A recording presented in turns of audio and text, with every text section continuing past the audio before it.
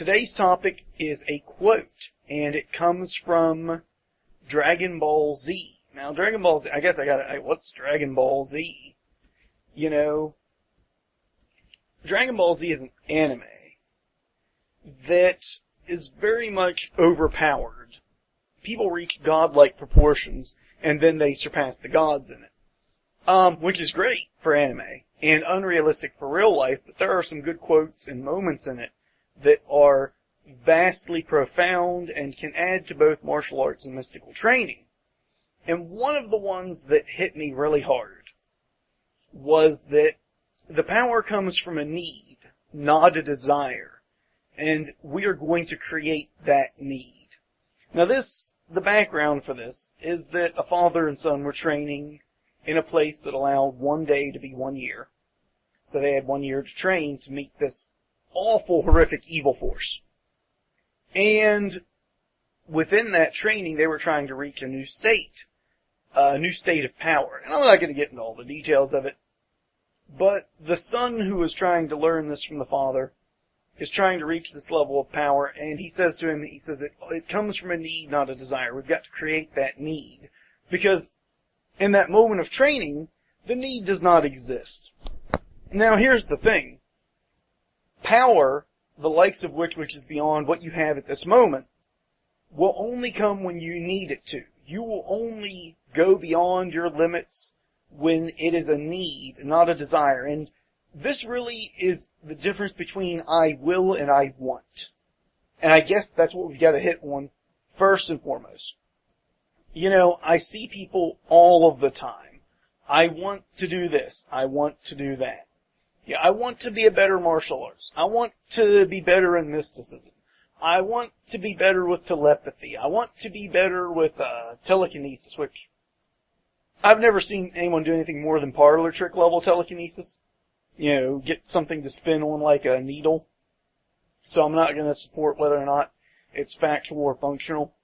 I'm just going to say, all I hear is want, want, want. Everyone wants something. I say, well, do you want to put some time in it? Oh, no, they don't want to do that. Well, do you want to push your limits? Do you want to take the risks involved with getting better in these fields? Oh, no, I don't want to do that. Well, then all you want is to want. And a lot of people out there really, they want only to want. It is not really more than just a desire, and it's not even a strong desire, it's a weak desire. It's the equivalent of wanting a cup of coffee. In fact, it's less. It's less than the want you have for a cup of coffee. Because if you want a cup of coffee, you'll make a pot of coffee. You really will. You know, if you have a coffee pot, or you'll go to the store and get a cup of coffee. You know, people make statements like, I want this, and then what they really say is they want to believe that they want it. It makes it easier for them to look at themselves. It makes it easier for them to deceive themselves from thinking they want it. So, the first thing we've got to do is separate desire from illusion.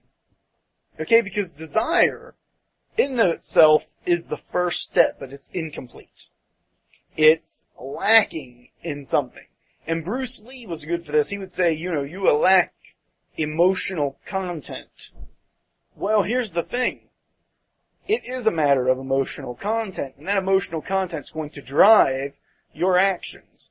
Most people, what they want is a really good self-image, and most people, they want other people to hold this good self-image about them, and they don't want to really have to fill out that self-image.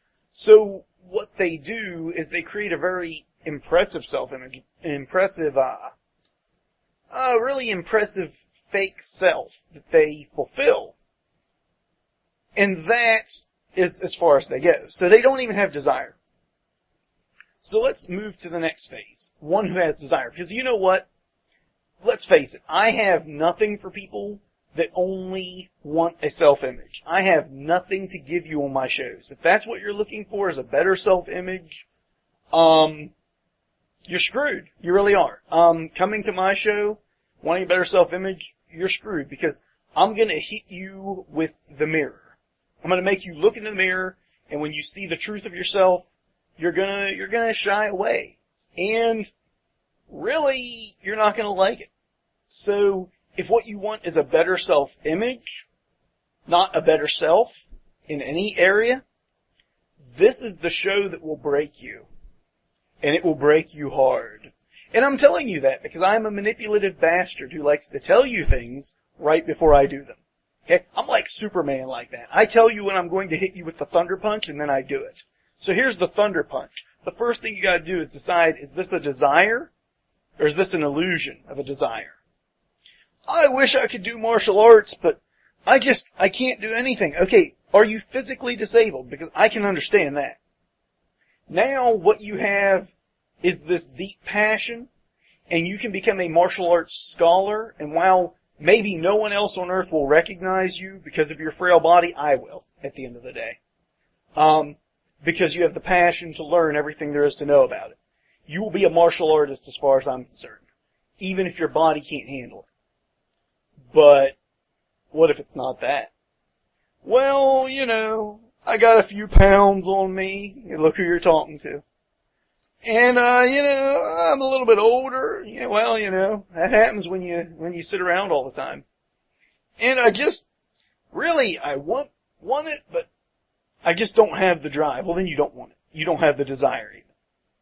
Well, no, I have the desire. No, you want me to believe you have the desire.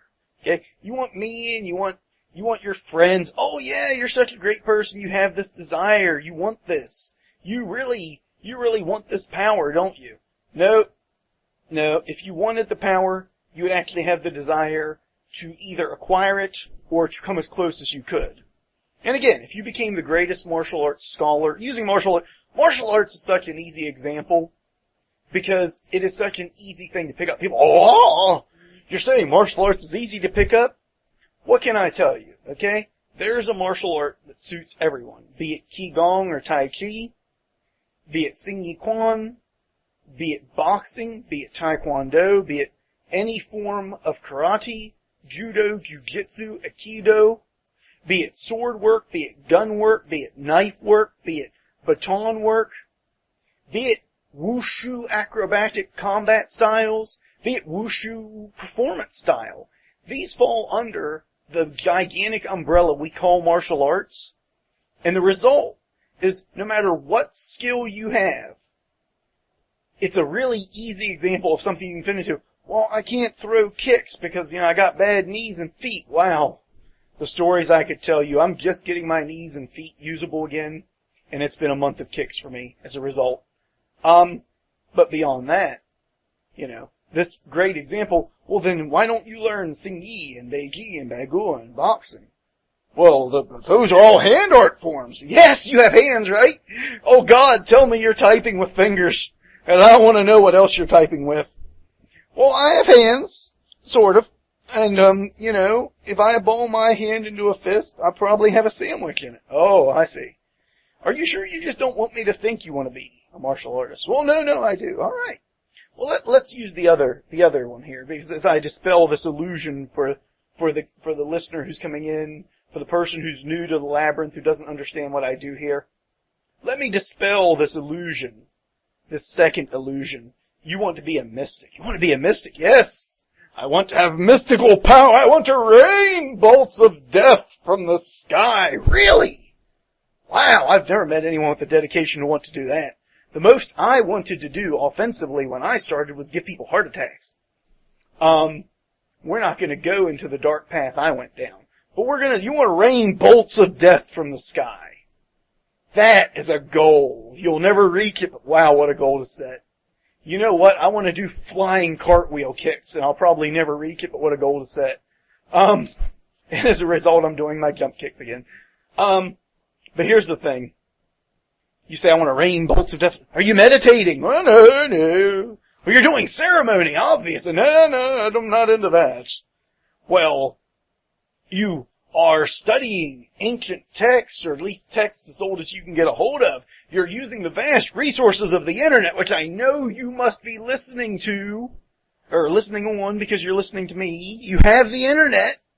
I have the internet, but I find my time is occupied somewhere else. Really? Where? Where is it you're gaining? Where is it that you're honing this desire? I'm honing this desire on the World of Warcraft. Oh, fuck you, you're not honing nothing. The thing is, if you wanted it, you'd be reaching for it. You don't want it. You don't want to hurl bolts of death from the sky. You want me to think you want to hurl bolts of death from the sky. What you really want is the self-satisfaction of having that ability. And not even that. You want me to think that you want that because it presents a certain image. Oh, you're a nasty, evil person. If only the power could come to you. Bullshit. You're a weakling. And you need to figure that out.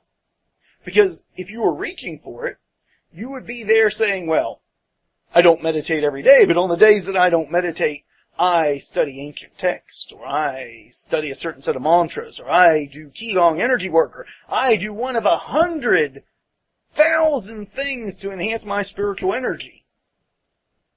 And in doing those things, I get one step closer to hurling bolts of death from the sky.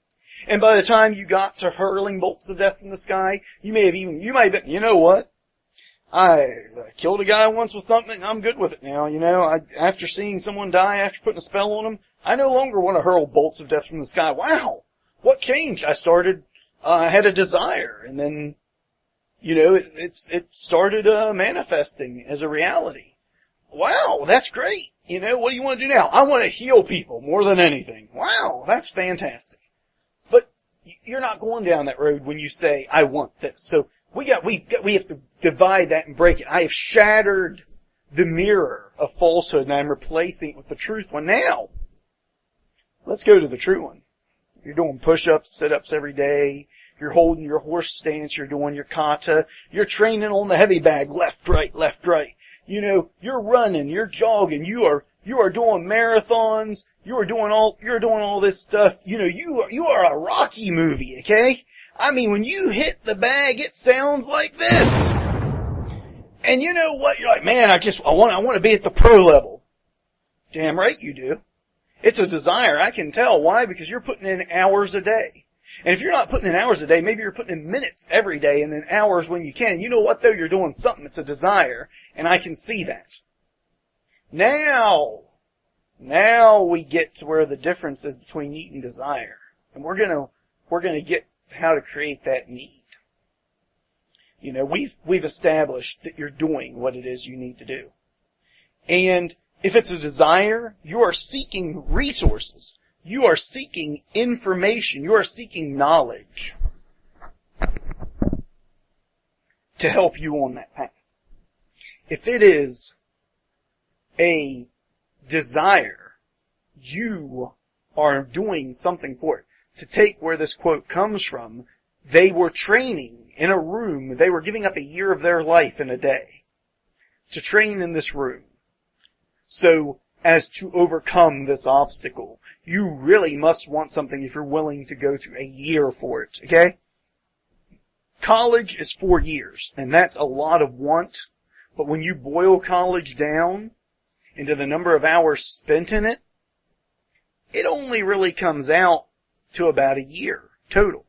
When you're putting a whole damn year into something, where that is your focus, you eat, breathe, and sleep it, wow, now that's something. And I have to believe you'll be fulfilling that desire. But the real power, that power that goes beyond anything else, doesn't just come from that.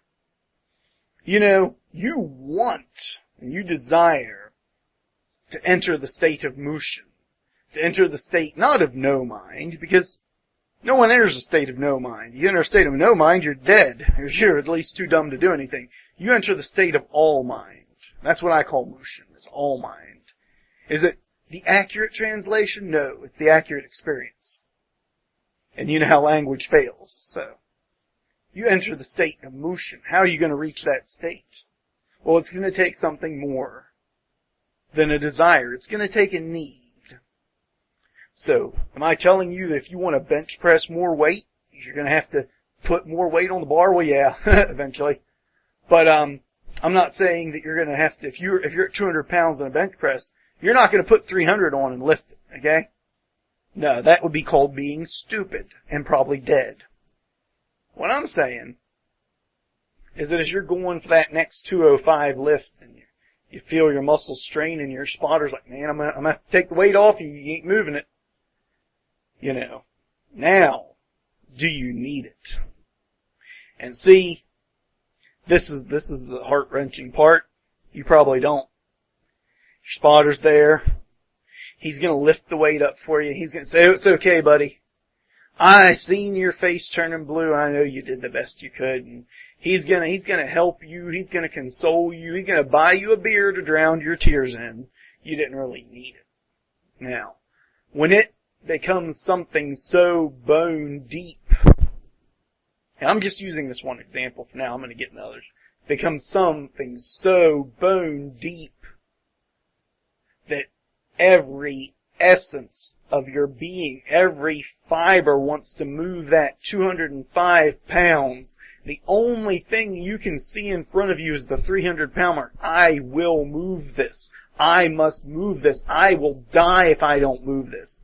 It is worth blood. It is worth sweat. It is worth tears. It is worth every emotion I have ever felt in my entire life at this exact moment. Then you start reaching a new level of power. And you know what? Sometimes your body isn't ready for it. Sometimes you still fail. But by reaching that state repeatedly, eventually you will overcome the plateau. Eventually you will push past. So how does this translate into martial arts? Emotional content and creating that need. Someone's coming at you, and I'm going to put the disclaimer out there that everyone is responsible for their own actions. Whatever you do to get yourself hurt or killed is your own damn fault, and I don't take responsibility for anything you do.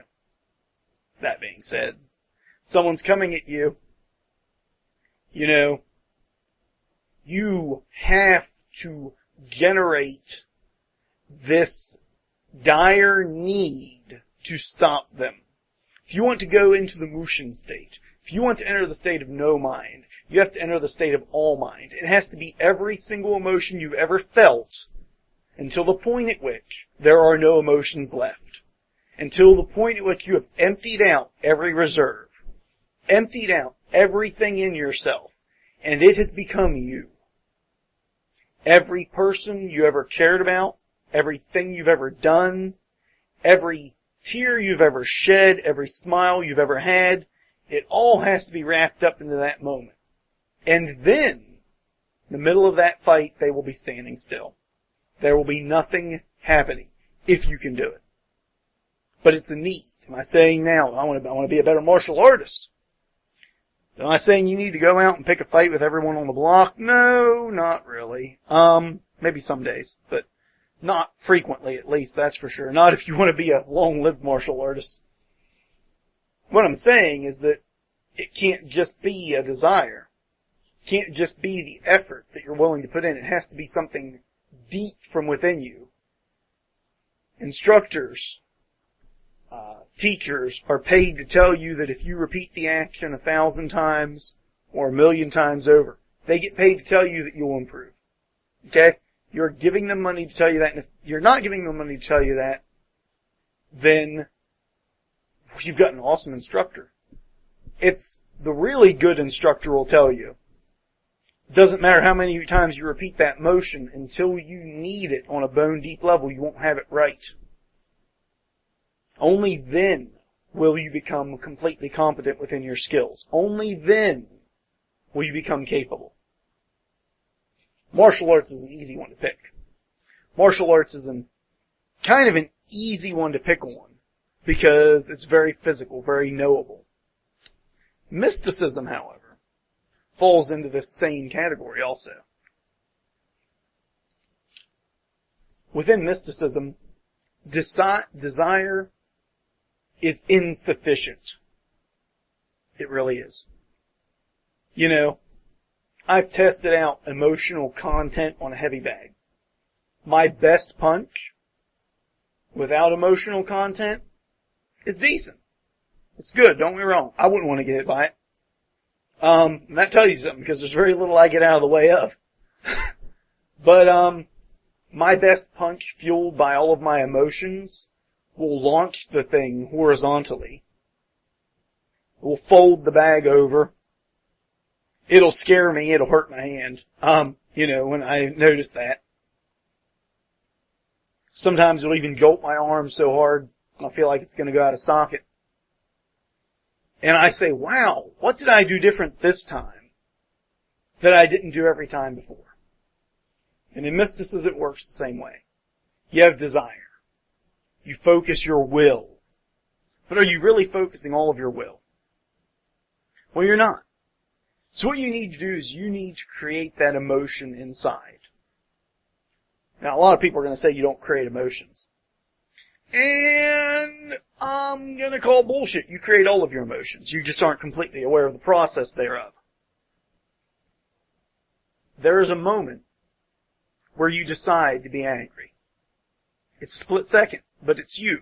It's all you. It's you perfectly. You want to deny it because you've been told it's wrong. You want to avoid it because you've been told it's bad. I'm going to tell you need to recognize it because it's your best hope to really tap into power in anything you do.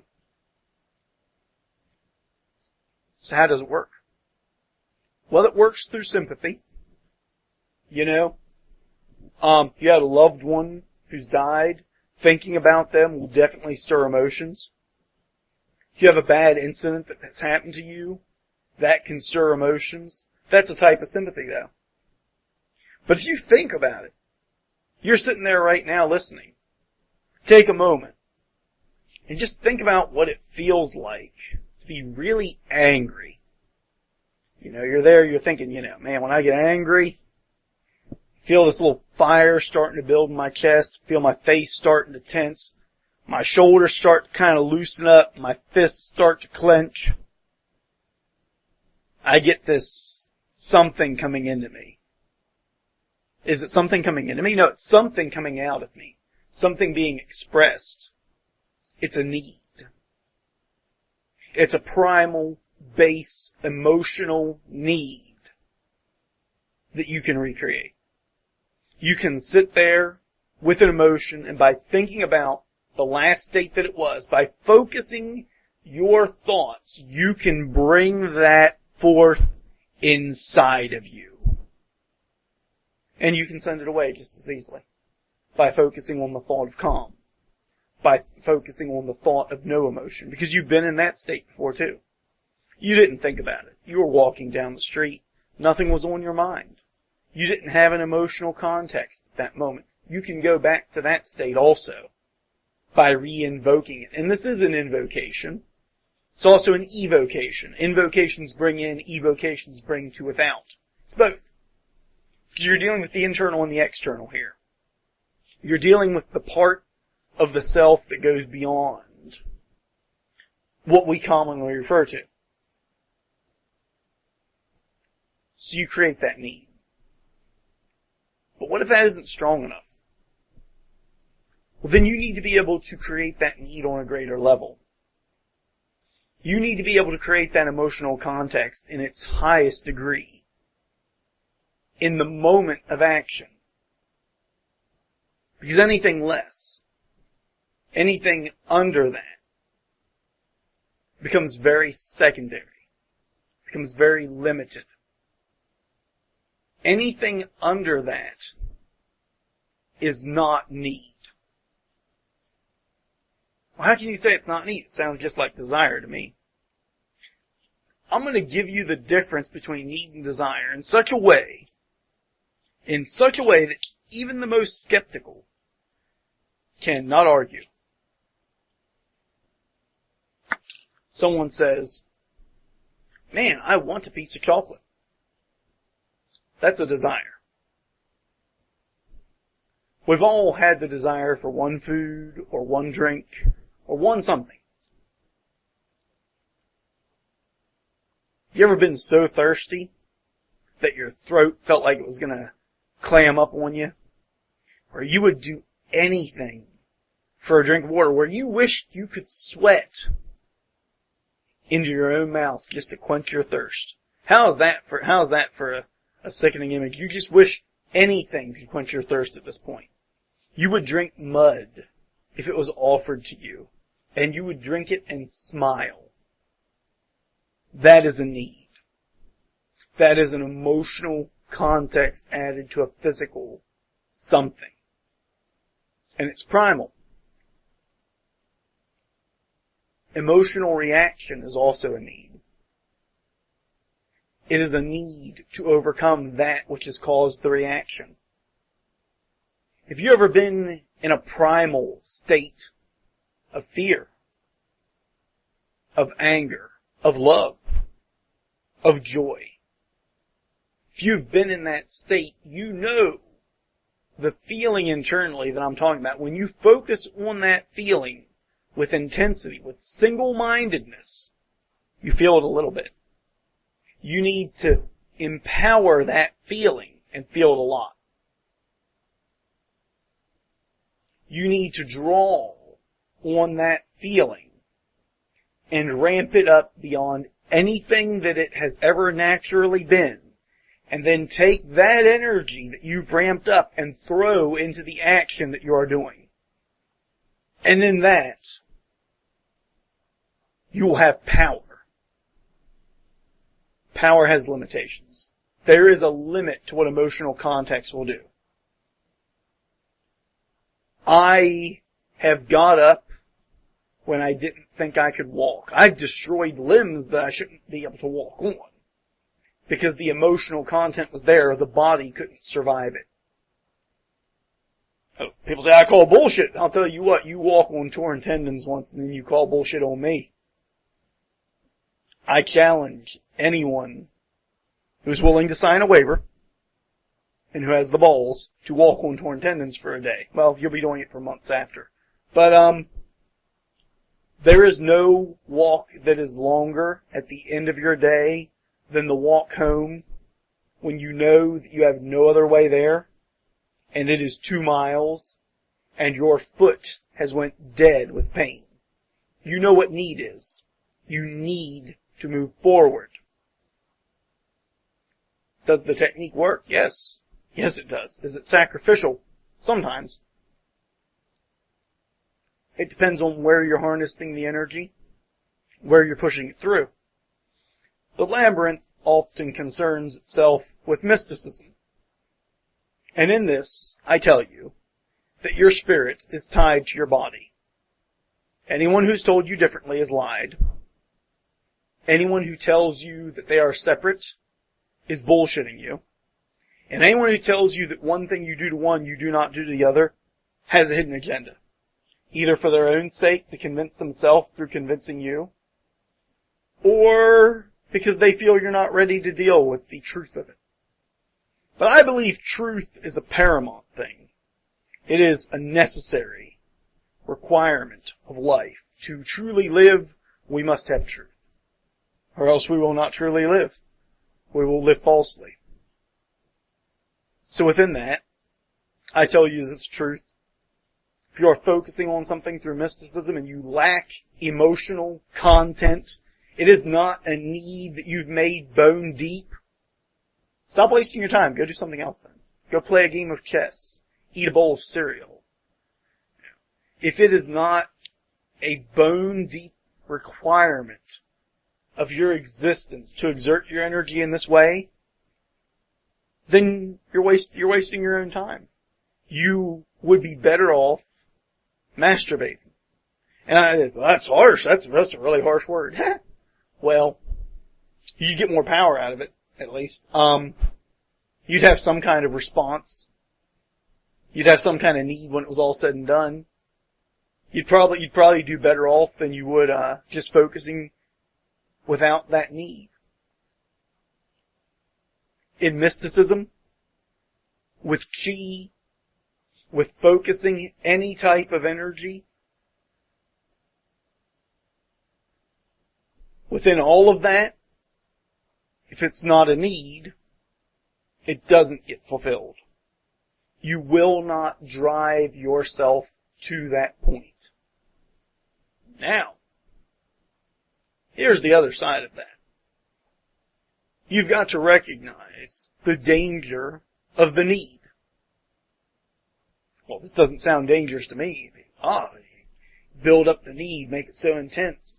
Make it so intense that you can't see anything else. Blind yourself to all other things through the sheer intensity of this one goal, and it will be achievable. Very impressive. Very impressive. At what expense? Your body? Probably. First thing to go, usually, is the body. It is very connected to this process. As a living being, you have been using your body from the time you were born, and you will likely use it up to the moment you die. There are tales of people who've used it just past death, and if you do, make sure that your very last act is to write in to the KOA hosts. That's KOAhosts@KOAaxiom.com. Write in, put in your subject header, Labyrinth, dead man, needs to talk. Let me know you did this. Then get the fuck in the ground. What are you doing? We don't got time for you. I'll read it on the air so that your corpse can rest in peace, that you animated your body for 20 seconds to give me this note through a smartphone. Or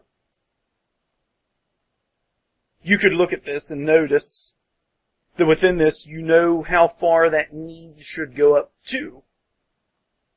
And this is where the tilting bar is. This is where the balancing act comes in. You have to recognize that what you need, you do not necessarily need completely.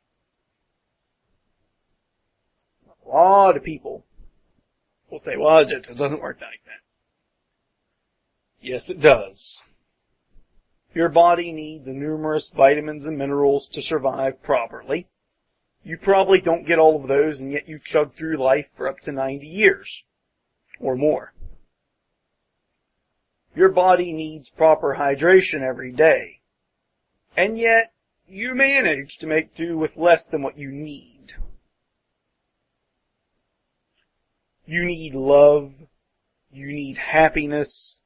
You need emotional stability and strength, and yet you will have those challenged and destroyed time and again in your life, and you will survive those needs not being fulfilled. The ultimate power comes when you need it more than life, but you have to be willing to die to do that. So I don't recommend going for the ultimate power. What? Why not? Because I'll tell you that when you are ready to die to do something, you're ready to suffer every consequence between here and there to get there. And at that point, you are less likely to achieve your goal. When the need becomes so great that it overwhelms the original purpose. I need power. People say, I need power to do this. That's fine. You need power to protect those around you.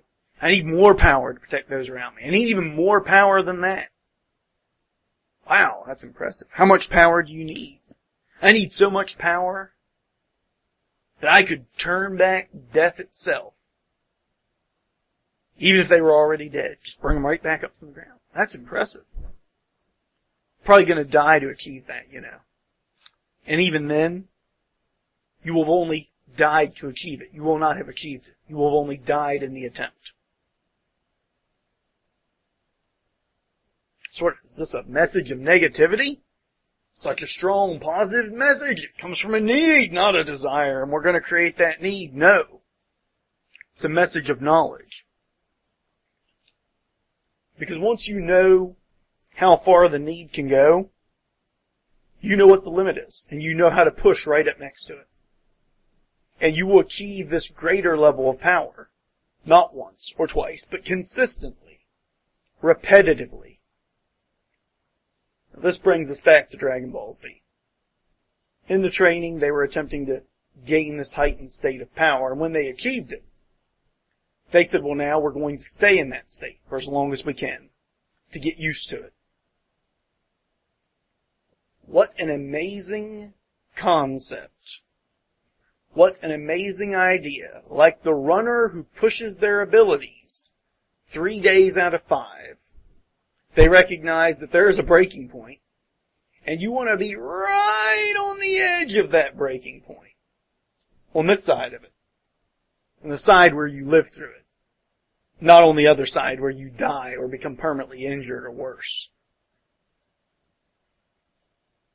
You want to get right next to that edge when you do energy work at its maximum levels. You want to do healing.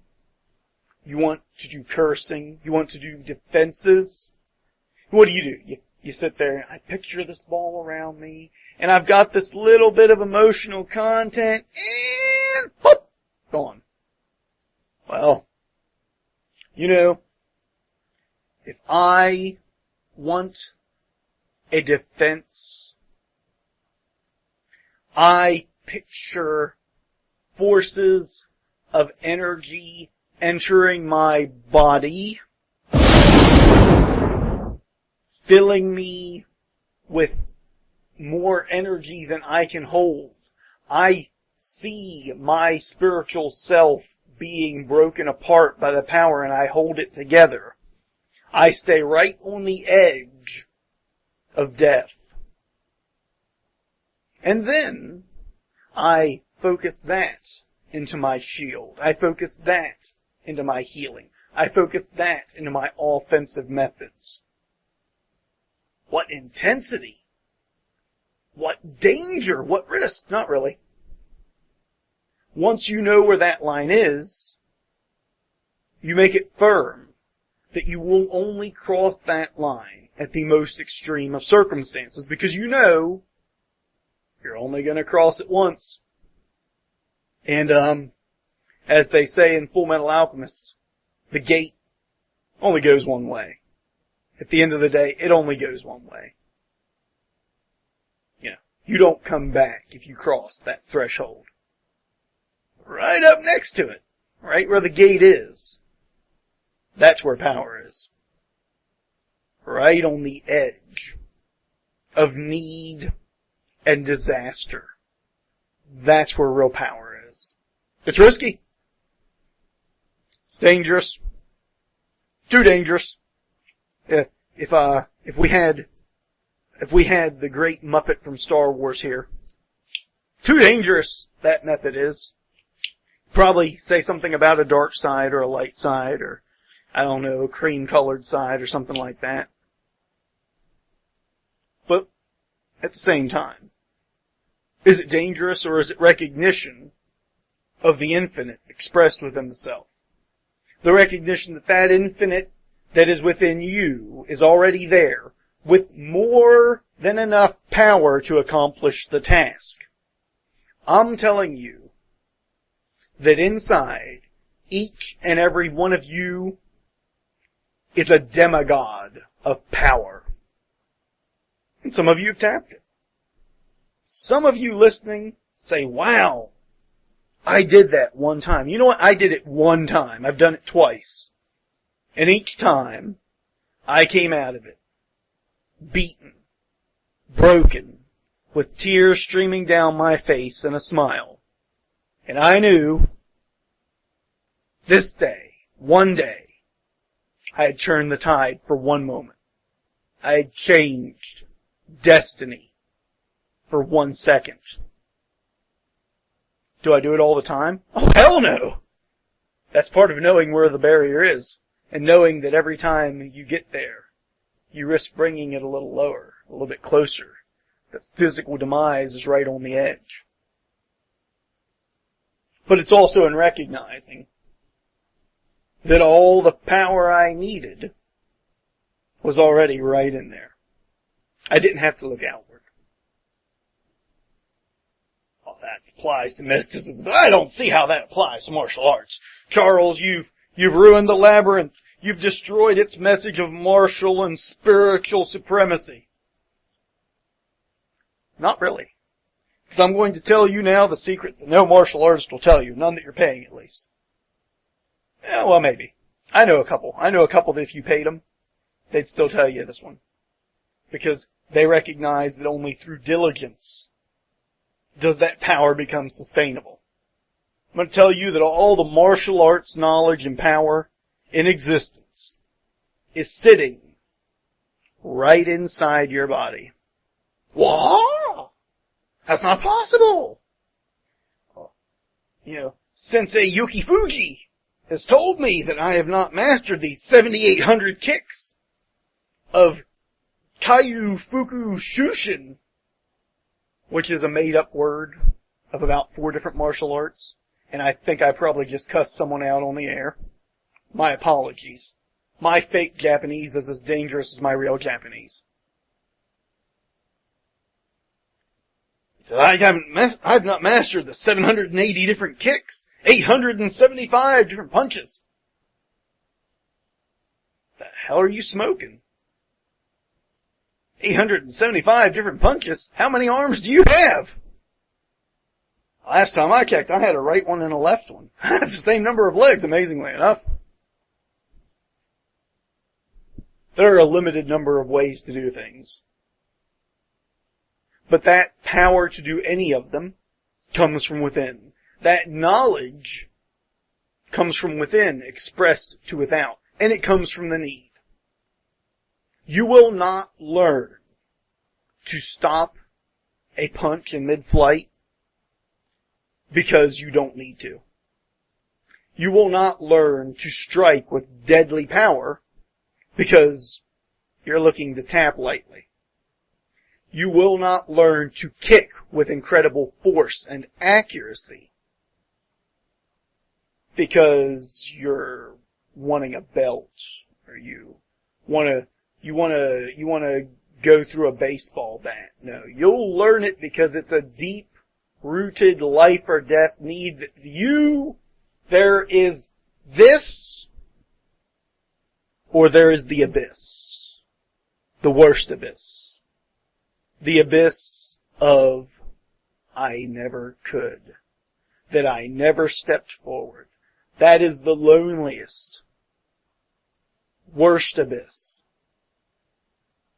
And you either have that knowledge and that need, or you won't, and therefore you will very much desire, I wish that I could perform a functional sweep kick.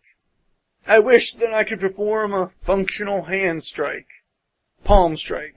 We'll even make it a specific one. Oh wow, you do you? And do you practice? No. You wish. And if genies were so inclined, perhaps you would even get that wish. But I am not a man who relies on the jinn. Very often, at least.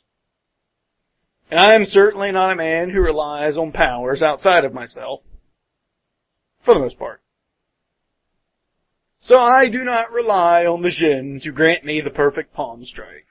Or the perfect round kick. Instead, I seek to create the need within myself.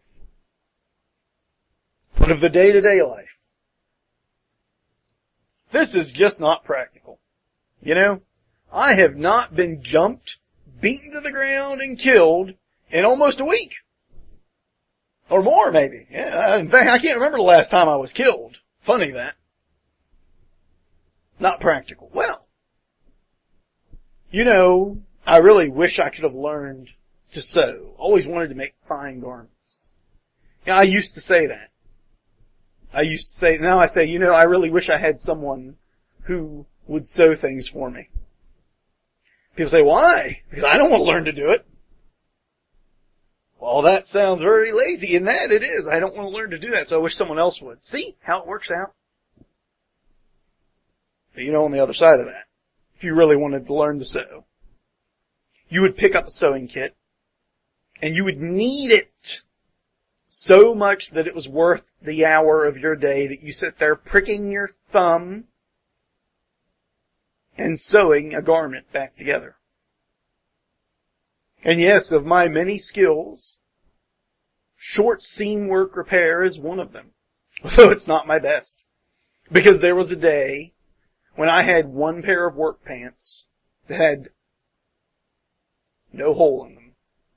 And I was looking at needing pants for a week. And I said, wow, what a time to have to learn to sew. I don't know how to do this. I can't do this. I can't. But I have to. I need to. Pain that forms in your stomach when you're there going, oh God, I'm not going to be able to do this, starts to dissolve into the raw determination that says, you know what? I need to do this and I'm going to do it. There ain't nothing that's going to stop me. I had a zipper fall off on a pair of pants once. It didn't get blown off before anyone makes any rude jokes. It was not at that massive of a size, but it caught on something where I was working. And you want to have a bad day. You go through work with a missing zipper and safety pins. I went on my break. I went upstairs. I grabbed the sewing kit that I keep for emergencies in my backpack. What a thing to keep. I have 15 minutes to make these pants whole. I sewed the zipper together. I sewed it shut. I come back down. I work retail. My manager looks at me and says, when did you get new pants? You couldn't have run home and back in that time. Like, oh, well, you know, when there's a need, you'll find a way. Need is the mother of invention. They say necessity is the mother of invention. Need is the mother of perseverance. And if you need it, you'll achieve. You will go further. You may not achieve everything. I still can't sew costumes together, but I don't really need to. If you don't need it, you won't achieve. The only one you can blame on that is yourself. So if you want power, I want to be a great mystic, then you need to meditate and focus your energy and harness it and work with it daily. And you need to be a great martial artist. Then you need to practice your martial arts. You need to focus them and hone them daily. And I'm not saying you don't get a break. Oh my God, Drill Sergeant Chuck there. You better get to work, you silly little assholes. No, I'm not that bad. I take breaks. You should take breaks too. You know why? Because I don't want you to die. You're great people. You really are. And I want you to live through this. I really do. So I want you to take breaks. And I want you to realize that the power you're looking for comes from a need, not a desire. And only you can create that need.